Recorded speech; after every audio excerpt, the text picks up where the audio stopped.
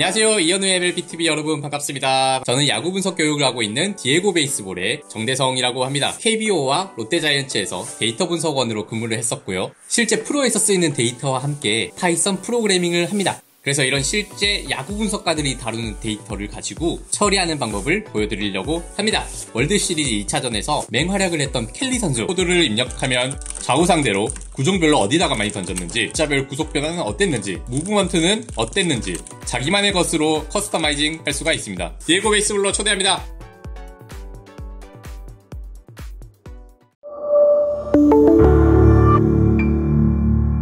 FA 자격을 얻고 시장에 나선 류현진 선수의 행선지는 어디일까요? 여전히 빅리그 잔류 가능성이 높은 가운데 친정팀 한화의 입장까지 총 정리해보는 시간 가져보도록 하겠습니다. 네, 올해 이 토론토와의 4년 8천만 달러 계약을 마치고 FA 시장에 나온 류현진 선수입니다.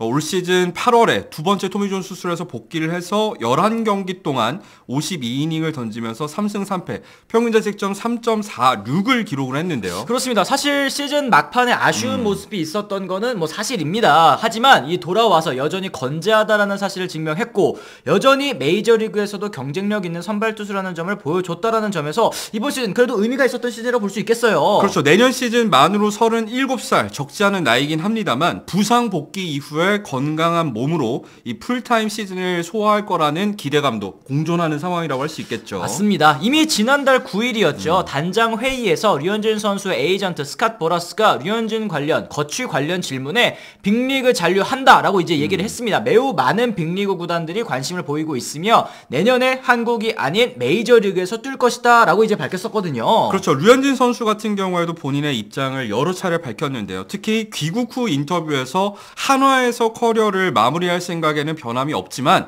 현재로서는 빅리그 잔류가 우선이다라는 얘기를 했었죠. 맞습니다. 여러 가지 조건을 두고 선택할 것으로 보이는 류현진 선수인데요. 일단은 뭐 조건들 생각을 해보면 계약 규모도 있을 거고 또 이제 대도시에 위치할 것, 거기에 이제 컨텐더 팀일 것, 이렇게 크게는 또 세 가지를 좀 들고 얘기를 나눠볼 수 있을 것 같습니다. 그렇죠. 첫 번째로 류현진 선수가 이제 밝힌, 그러니까 드러난 사실에 따르면은 계약 규모 이 1년에 1,000만 불 이상을 목표로 한다는 얘기가 들리고 있습니다. 이 말은 헐값에 계약을 하지는 않겠다라는 의지로 보여지죠. 그래요. 이랬을 때는 시장 상황, 현재 시장 상황을 고려해봤을 때 선발 투수의 가격, 몸값이 아주 금값, 치솟아 오르고 있는 상황 아니겠습니까? 그렇죠. 특히 베테랑 선발 투수들에 대한 이 계약이 터져 나오고 있는 상황인데 최근에 마일리라던가 페레즈 같은 경우에도 850만 달러, 800만 달러의 계약을 맺었고 앞서서 깁슨 같은 경우에도 1,000만 달러 넘는 계약을 맺었었잖아요. 그런 점들을 생각을 했을 때 류현진 선수의 이 시장 조건은 굉장히 좋다라고 말씀을 드릴 수 있겠죠. 그렇습니다. 이제 두 번째 잔류 조건으로 이제 거주 환경 들 수 있겠습니다. 이미 뭐 메이저리그에서 10년 넘게 뛰면서 LA 그리고 이제 토론토를 거치면서 사실 대도시에만 거주했었던 류현진 선수인데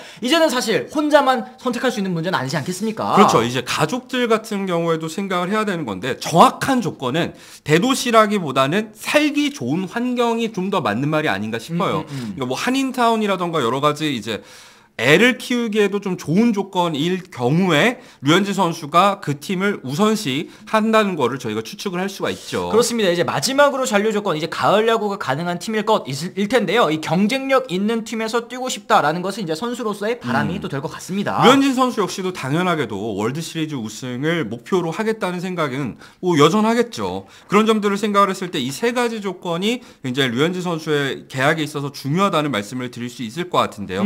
한국 시리즈 직관했을 때 사실 이정우 선수와 김하성 선수가 같이 이제 나타나서 인터뷰를 했던 것도 저는 생각이 나거든요. 그렇습니다. 이제 윈터 미팅이 끝난 12월 중순쯤에 뭐가 나오지 않을까 싶다라고 얘기를 했는데 이미 12월 중순이 지났습니다. 그런데도 불구하고 류현진 선수의 계약 소식 혹은 이제 관심 있는 팀들 윤곽이 잘 드러나지 않고 있기 때문에 팬 여러분들께서는 좀 걱정하실 수도 있을 것 같아요. 하지만 걱정을 전혀 아직까지는 할 필요가 없는 상황입니다. 뭐 오탄이라던가 이정우라던가 최근에 큰 계약이 터지면서 메이저리그 스토브리그에 대한 관심이 뜨거워지곤 있습니다만 여전히 야마모토라던가 벨린저라던가 스넬이라던가 헤이더, 그러니까 초대형 FA 선수들이 여전히 시장에 남아있는 상황이라는 거 말씀을 드리고 싶어요. 맞습니다. 이제 야마모토를 필두로 해서 대여급 선수들의 거취가 일단 정해진 다음에 그 다음에 이제 준척급 선수들에게 순서가 돌아오는 게 FA 시장에 또 돌아가는 판 아니겠습니까? 네, 근데 이제 얼마 남지 않았잖아요. 바로 크리스마스 연말 휴가가 얼마 남지 않은 상황이기 때문에 사실 올해 안에 계약이 들리기는 어려운 상황이지만 저는 1월쯤이면은 어떤 소식이 전해지지 않을까 감히 예상을 해봅니다. 그렇습니다. 앞서서 이제 일요신문을 통해서 이제 이영미 기자님의 보도를 통해서 물밑에서 적극적으로 움직이는 구단으로 매치와 샌디에고 이 두 구단이 좀 꼽혔었거든요. 그렇죠. 현재 매치 같은 경우에는 야마모토 영입에 올인을 하고 있는 상황입니다. 뭐 구단주인 코엔이 일본을 찾기도 했었고요. 최근에는 집까지 초대를 하는 모습이 있었는데 문제는 뭐냐? 야마모토를 만약에 잡지 못한다면은 뉴포스트에 따르면 이 스넬이라던가 몽고메리, 그러니까 야마모토 다음 티어 선수와 계약을 맺는 것보다는 이제 스탑갭을 영입한다는 얘기가 많이 들리고 있어요. 그렇습니다. 이때 얘기가 나온 게 이제 뭐 지올리터라든지 아니면 이제 단기 계약 선발 투수로 선회할 생각이다. 이제 사실 매치가 다시 컨텐더 팀이 되기까지는 한 1, 2년 정도 시간이 필요하지 않겠습니까? 그 사이의 시간을 메워줄 선수 이제 류현진 선수에게 관심을 가질 수도 있다라는 얘기죠. 그렇죠. 그랬을 때 사실 대도시인 뉴욕에 위치해 있는 매치이고 한인타운이 굉장히 근처에 있잖아요. 그런 점에서 봤을 때 거주 환경에 있어서는 뉴욕이라는 환경이 상당히 좋은 환경이 아닌가 예상을 해봅니다. 그렇습니다. 뭐 샌디에고 같은 경우에는 여러분들께서 현재 돌아가는 상황 뭐 잘 알고 계실 거라 생각이 듭니다. 소토를 내주면서 킹, 뭐 브리또, 바스케스 득점감 선발 투수들을 대거 영입하긴 했지만 선발진에 여전히 또 구멍이 뻥뻥 뚫려 있는 상황입니다. 그렇죠. 다르비슈의 머스그롭의 킨까지 여기까지 3선발은 확정인데 문제는 하위 선발 로테이션이 아직까지 헐겁다는 겁니다. 그런 걸 고려했을 때 지금 재정난에도 불구하고 어쨌든 소토 트레이드를 통해서 이제 페이로를 좀 비워놓은 상황이잖아요. 약 3천만 달러까지 이제 쓸 수 있는 상황에서 류현진 선수를 뭐 1년 계약 또는 2년 계약으로 영입할 가능성 충분히 있다고 생각을 합니다. 그렇습니다. 뭐 김하성 선수가 이미 뛰고 있는 구단이기도 하고 또 사실 익숙한 지구 아니겠습니까? 이 메이저리그, 내셔널리그 서부지구에서 오랫동안 뛰었던 만큼 이 환경이라든지 아니면 거주 환경, 샌디에고가 미국에서 가장 살기 좋은 도시라는 건 뭐 다들 알고 계실 것 같아요. 그렇죠. 가장 많은 사람들이 살고 싶어하는 도시가 바로 샌디에고이고 워낙에 기후 조건도 좋기 때문에 류현진 선수에게 좋은 선택지가 될 수 있지 않을까. 거기다가 김하성 선수와 같이 뛸 가능성이 굉장히 높다는 것도 말씀을 드리고 싶어요. 맞습니다. 어쨌든 이렇게 매치와 샌디에고 이 두 구단 충분히 류현진 선수에게도 매력적인 선택지로 보이는 가운데 이 최근 야구부장 채널 라이브에서 한화 이글스의 입장도 좀 밝혀졌었습니다. 한화 같은 경우에도 류현진 선수를 복귀시키기 위해서 정말 진심을 다하고 있는 상황이다라고 말씀을 드릴 수 있을 것 같은데 이미 지난 8월에 토론토까지 가서 이제 손혁 단장이 류현진 선수를 실제로 만나기도 했다고 하죠.